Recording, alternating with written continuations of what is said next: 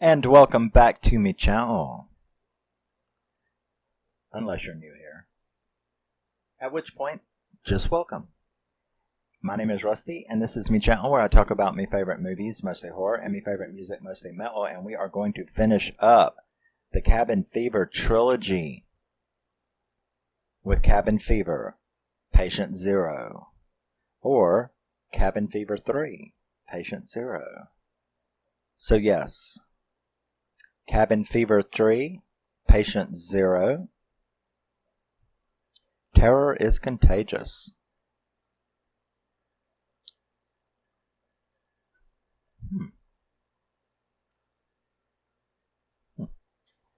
So, Cabin Fever 3, Patient Zero, was released in 2014. It was directed by Kaare Andrews, written by Jake Wade Well, starring Sean Astin, Currie Graham, and Ryan Donowho.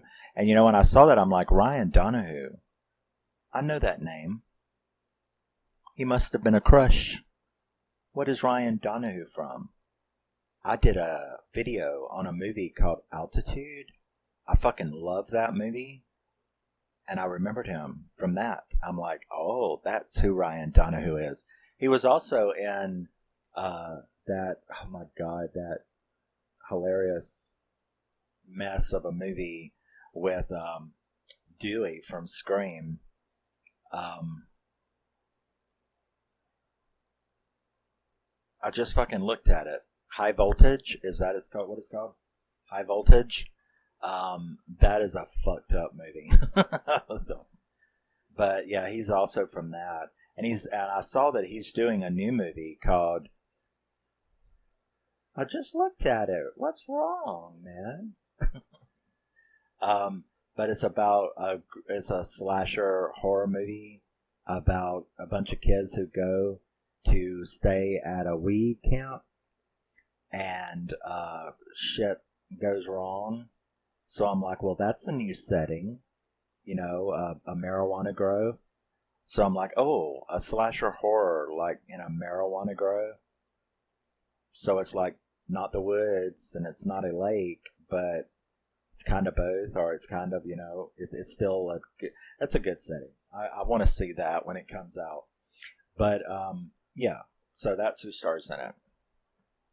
Now remember, the first two videos we talked about, there's this side with, regular horror, serious horror, and then there's the crazy shit, and how Cabin Fever, the original, tried to stay in the middle, and then Cabin Fever 2, Spring Fever, went completely into the Gutterballs, Girlfriend from Hell side, which was fine. This one does the opposite. There is no comedy. This is not funny.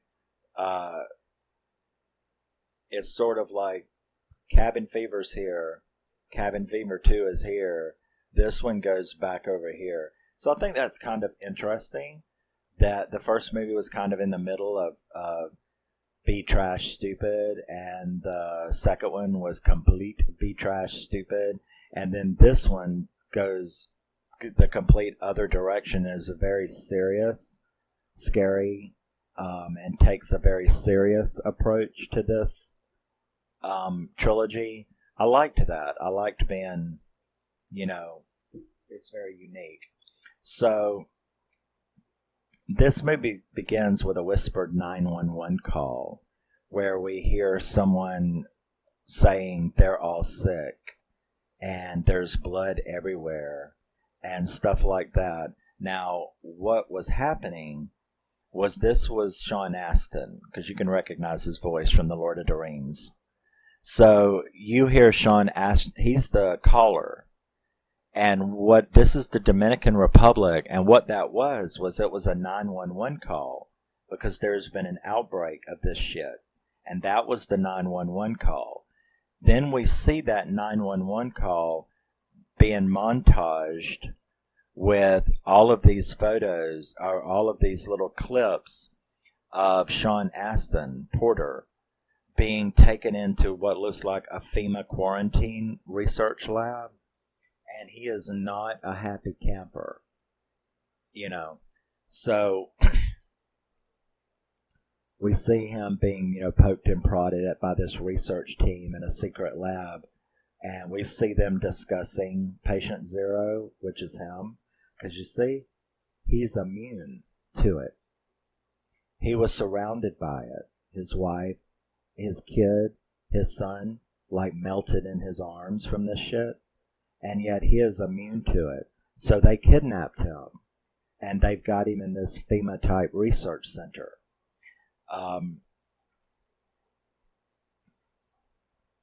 Porter is questioned about what all happened and, how he is the only carrier of this new, now symptomatic, but he's asymptomatic, of this virus. And he's questioned by Dr. Edwards. We're then introduced to Dobbs, which is Ryan Donowho, Marcus, Josh, Penny. Now, Marcus is about to be married to Bridget, and so we get to introduce to them at their engagement party. Big, fancy island engagement party. So, it turns out, though, that Josh is Marcus's brother, Dobbs is their friend, and Penny is their friend and Josh's girlfriend. They've come up to Marcus's engagement party. They're white trash. He was white trash, and now he's marrying into this rich corporate family. So we have a little bit of, that going on. Now, they take him down to the docks where they have arranged a bachelor party for him. And it is going to be him and Penny and Josh and Dobbs are taking him out for a cruise to spend the night on a deserted island in this wonderful, beautiful deserted island. So there's only the four of them on the boat and the captain, their guide, their captain. So he takes them. We of course keep flashing back between Porter being questioned and told to please participate and comply because he could be the cure and cure millions of people and stuff like that. But like I said, he is a very, very angry man. He's very, very upset, and he just doesn't seem to give a fuck. I think the death of his son is just too much for him. So he's not happy with what they're doing. He doesn't care about that. So we then see him, we see Porter cut his hands. He cuts his hand. And then he attacks a nurse that comes in and infects him with the disease. So we see that scene. Because of this attack, the facility is put on a 48-hour lockdown. So everyone in the facility, except for the doctor and his two assistants and Porter, they're all taken into the protective bunker. And it won't unlock and come out for 2 days. Okay. So we're back to our group. They're out on the yacht. They're giving Mark gifts, including a big giant black dildo, which I guess is supposed to be funny. So you have that kind of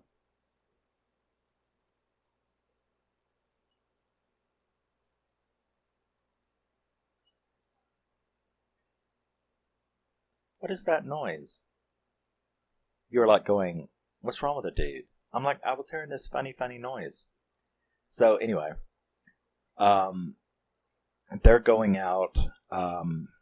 They're giving Mark the gifts. They're you see a lot of interpersonal relationship. Him and his brother and Dobbs and Penny. Penny tries to talk to him about how, they think they're going to be left behind by his new rich life while they, are his poor family and his poor friends from the poor neighborhood. So that's it was pretty interesting. It kept my attention about him marrying rich and the the tension between them because of this. They find this deserted off-the-map island, but then one of them notices that they can see a building on it. And the captain assures him that, yes, there's a building on it, but it's empty, deserted. So the four take the dinghy to the island where they're going to set up camp. He waits way out there. Unfortunately, he's like too far away to be picked up on the walkie. But he's going to wait out there while they spend the night and party on the beach as this bachelor party. So Penny and Josh go swimming to see the beautiful fish at the coral. But all they find is like this rotting fish everywhere. And she even thinks she sees a body part. So we see Dobbs and Marcus out. They're making a camp while they go surfing, while they go scuba diving. Penny tells them all when she comes back in that she's seen body parts and all the dead fish. She also notices that she's got a rash on her arm. We flash back to the doctor trying to get testing a serum on the nurse that was infected by Porter. The assistant pukes on his. In other words, she doesn't want to go in with the doctor to give this stuff to him, but she trusts him, so she does, because he's the only one that's got a suit. All the other hazmat suits are in the bunker. So she goes in with him while he gives the guy this serum. The guy pukes all over her. So she is none too happy about that. And she locks him in there with the guy. Now, of course, Porter's over there. He can see it all. We flash back down and we see Penny calling to Josh to come into the tent where she shows him the rash, and it's also spreading, right? So Josh then notices that on the back of his legs, he's got a rash too now. Dobbs and Marcus have went off on a little hike, and they hear Penny scream. Now, we run back, so they're coming back down there, and what had happened was that they began engaging in activities, which I don't understand why anyone would do that when they're like, he just thinks they have some kind of allergic reaction to the water or the weed that they had bought at town. So he starts like performing oral pleasure on her. And that was the scream that we had heard. Because like parts of her came off in his mouth. And he like sits up like, what's the problem? And his like whole face is covered in blood, and you're like, okay. So we're going to keep going like the other two movies, right? Is that what's happening here? We're going to keep going into gross territory? It's just going to be serious instead of comical? Okay. So that was pretty goddamn gross. She pukes all over Josh. Dobbs and Marcus manage to get back. They see Josh covered in blood and stuff like that, and they start trying to call for help. They can't get no help because they can't reach the boat. They're out of range. Because the boat's not supposed to come back till in the morning to pick them up. So Dobbs and Marcus decide that they're going to try to make it to that building because something's wrong with these two, right? Josh and Penny. So they're, Josh and Penny, of course, are getting worse. They do manage to get to the building. It looks deserted, but they can see lights, so they try to get in. We have, they end up going through a window. We have a fairly anxious, nervous bunch of darkly, it kind of reminded me as above, so below, as they're trying to find their way through this maze of a building where the power's on, but not fully. They find a map and we can go here, here, here, here, and get out the other side. So they're trying to make their way through this building when they start running across diseased, dead researchers everywhere. Now, Josh and Penny, of course, are still on the beach. Josh is continually calling for help and trying to get a hold of someone when this guy comes on the walkie and it says it's the doctor, that doctor from the facility, and tells them, where are you? Do you have a boat? Yes. Well, come. I mean, we'll get a hazmat team to help you. Come to us. So Josh leaves Penny there. He tries to get her up to walk with him to go to this building, but instead when he pulls on her, all the skin on both of her arms come off in his hand. You just sit there, I'll go get help. So he goes looking for that building and them. So we see Dobbs and Marcus going down the facility. Josh tries to help Penny up, but her arm skin comes off. They get further down into the demolished facility where we see this really horrible zombie-looking infected guy that tries to get them. That was pretty scary, actually. They get separated, where Dobbs ends up meeting the main guard. And that was kind of a funny scene because Dobbs is the panicky one in this one. And Marcus has managed to find another room. And Dobbs runs into this, which also scared the shit out of me, when he ran into this main security guard who had tried to shoot at them earlier. Only this time, Dobbs is on the floor. He's got nowhere to go. And the guy's like, it can't leave this island. And, he's going to shoot him. But when he shoots him, the recoil rips his arm off and stabs the gun through his head and kills him. And you're like, that was kind of ingenious.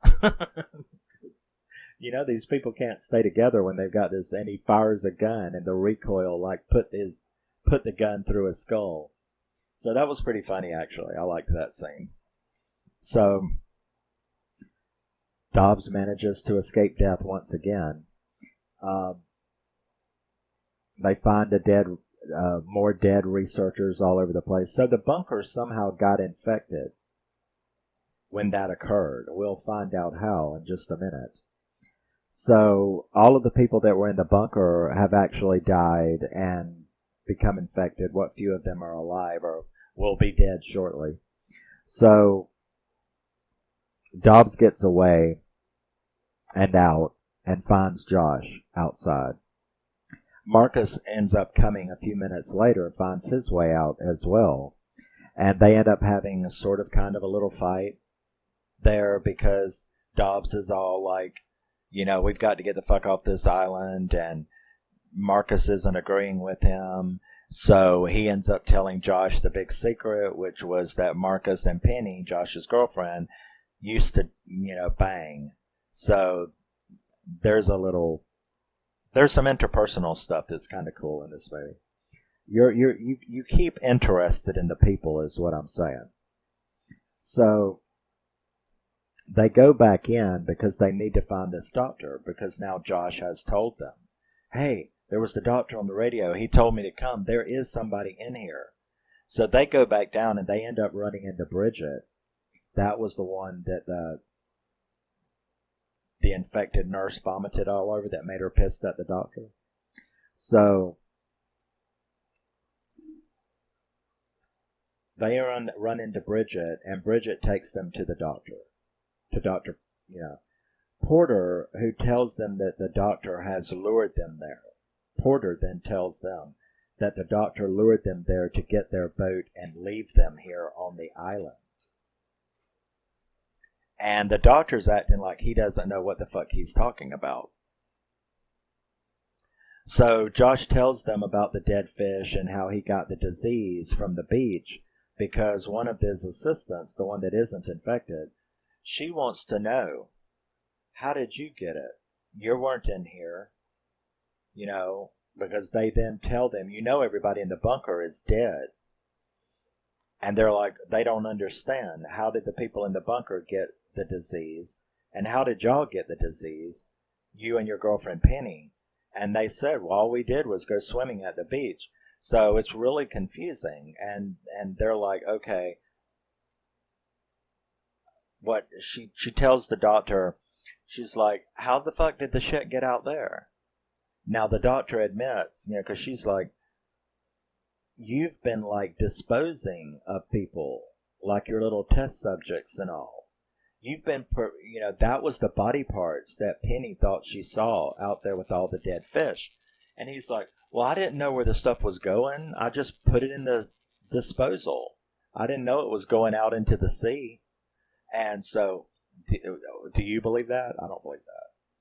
But, so now it's out there. But, well, I don't know. I kind of believe that because he does seem like he's willing to do anything to find a cure. But then she's like, yeah, you want the cure so you can be a millionaire like all other pharmaceutical assholes. You're probably, you probably helped make this shit. So she's not too happy with him. So, Bridget and Josh, they're going to go back to the beach. And Porter and Marcus and Dobbs and this Camilla and the doctor, they are going to set the self-destruct in this facility to blow it up. Well, when Bridget and Josh are on the way to the beach, she turns around and fucking kills Josh. Ugly. Right? She hits him with a big limb, but because of the state of his body with this disease, right? Can you imagine what that did to his skull and face? When he looked up as he died, it was that. So she goes down there to get on the boat. Obviously the bitch is going to help the doctor escape. So she goes for the boat while Porter Cam try to set off the self-destruct thing. So they do that. The doctor manages to get free from Dobbs because Porter and Marcus and Camilla do the thing while the doctor and the dog is supposed to be watched by Dobbs. But of course, the doctor manages to get free and gets the one up on him, gets the gun away from Dobbs and and kills him. And I just thought my crush was going to live through a fucking movie. No. So he killed Dobbs. Bridget and Penny then have a fight. Because Bridget, she gets down there to the boat. She's trying to get it ready and find the keys and shit. And Penny comes out. It's like, who the fuck are you? Okay, now you have two of the most disfigured, grotesquely gory individuals. Because Bridget is eat up with this shit. Penny is eat up with this shit. These people that have this disease are not real good at staying together. So they start having a Godzilla vs. Kong throwdown bitch slap fight. Can you imagine what that's like when pieces of you are just really easy to fall off? But it's not. So, it's funny and it's over the top, but you're not laughing. Instead, you're going, that's some really good practical effects. And that shit is gross, right? They have a disease in which if you slap the fuck out of somebody, half their face is going to fly off, right? So you can imagine what this fight is like. So Bridget and Penny are facing off, and that's literally facing off. I put gross shit. It is gross. Marcus finds Dobbs dead, which destroys him. He's really upset. That was his best friend. And then he finds his brother Josh dead. Now that dude is like full on. So he goes after the doctor. He gets back to the beach. And the fight scene between Penny and Bridget are over because they basically just tore each other apart. Literally. You know, they basically just literally tore each other apart. Really, really gross scenes. I mean, I'm just seeing it. I'm seeing it in my head. Like when she choked her and her whole neck collapsed, and when she like bashed her face in and her whole head was just like crushed like a watermelon. I mean, it was yeah. So Porter, the doctor, is like right fixing to shoot Marcus. Well, he does shoot Marcus, and Camilla is like, "What are you doing, man? What are you doing?" You know, and he's telling Porter, "You can be the cure for all of this. We have to get off this island before it blows up, and we have to get to the CDC where we can get the cure from you." And Porter's just standing there acting like he's kind of down with it. But then after he shoots Marcus, after the doctor shoots Marcus and does his little speech, he starts to shoot Camilla and Marcus again, but Porter kills him. Porter shoots him. And he's like, he turns around and Porter, you know, and he's like, "How could you do this? You could save millions of people, and you're going to have somebody to find the cure as to why you're immune." So, boom, they're all gone. We then see Camilla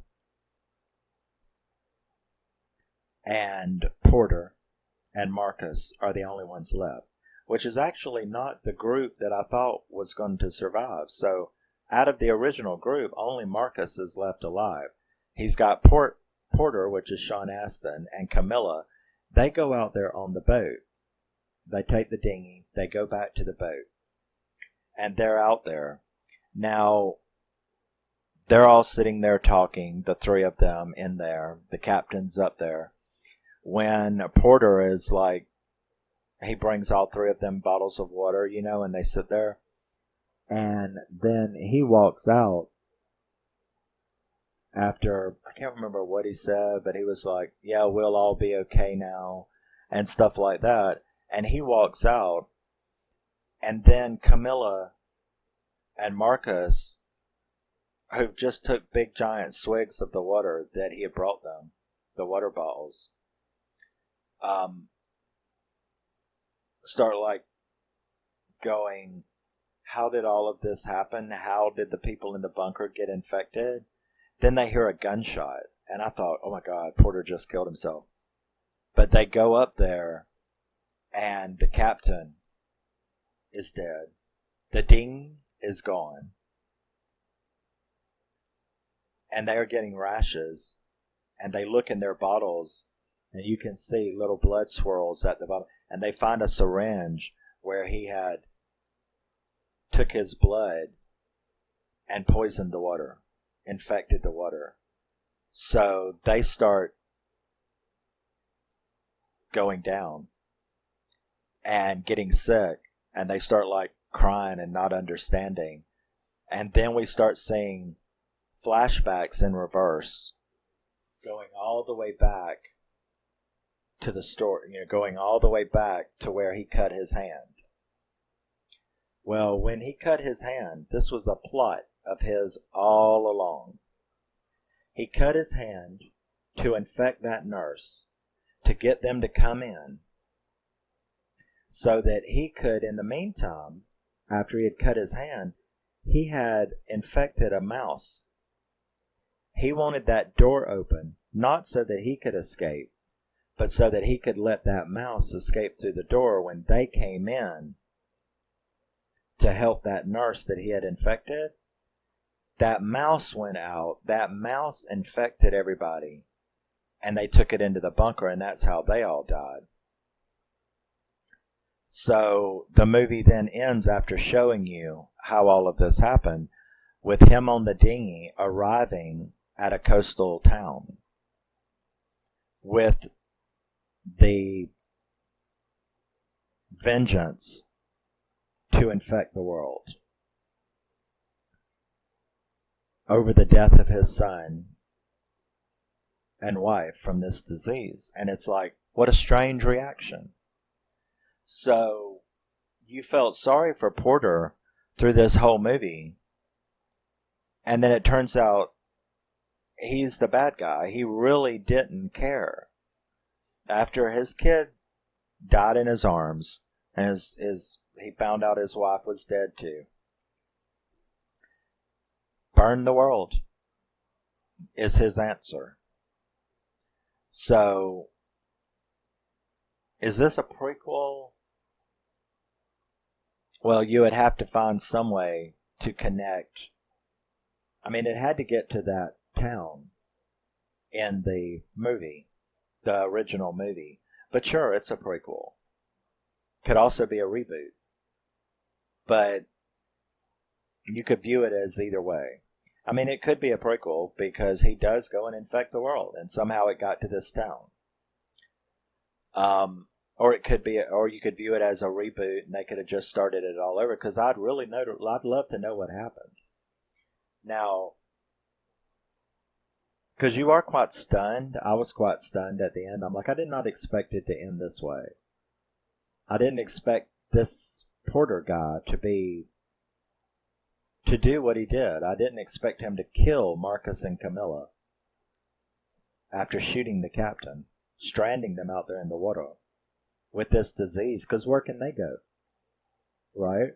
I mean, both of them are good people. You know, it's like, well, let's crank it up. Throw the captain over and let's get the fuck out. No. She is a immunological quarantine, pandemic specialist, and he's a nice guy. So they know that if they go anywhere, there's no cure. The doctor that was making it, he's dead. And the guy that they could get the cure from, he is like escaped. So if they were to go to land, they would just infect people.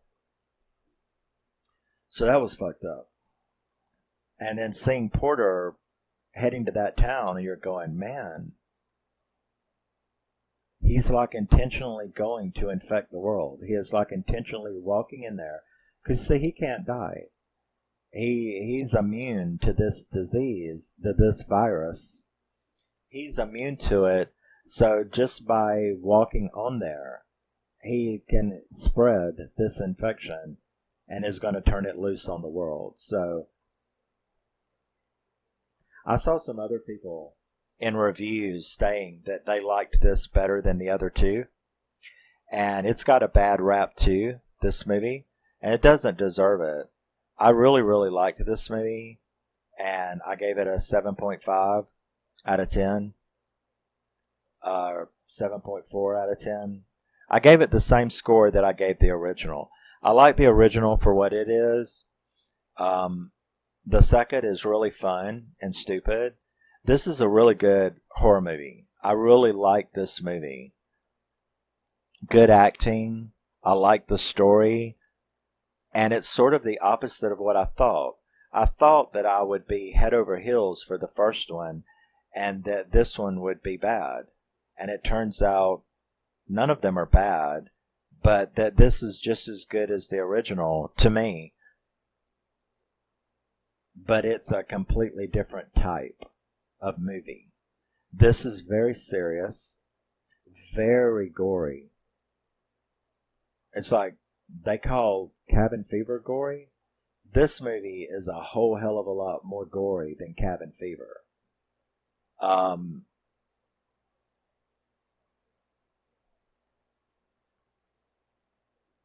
It's not quite as gory as Spring Fever, as Cabin Fever 2.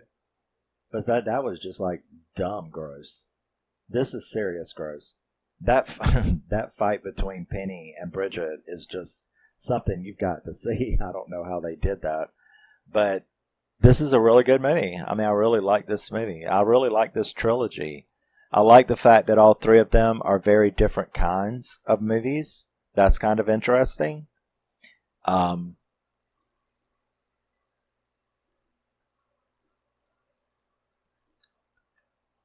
this is really easy to find on eBay if you don't have it. You should give it a chance. Um, I really do understand how a few reviews that I saw said they liked this one better than the other two, even better than the original. But then again, it is a completely different kind of movie, and they could just prefer a more serious horror movie to goofy, like number two, and quasi goofy, like number one. Because there's none of that in this movie. I mean, there's some stuff that made me laugh, like the quips about the dildo. That was pretty funny.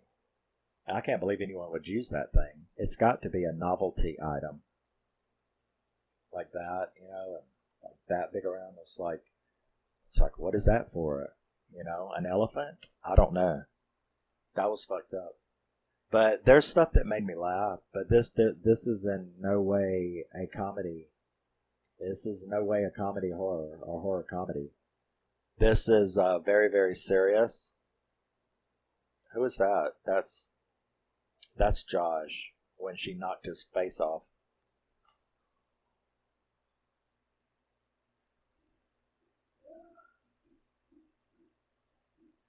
Yeah,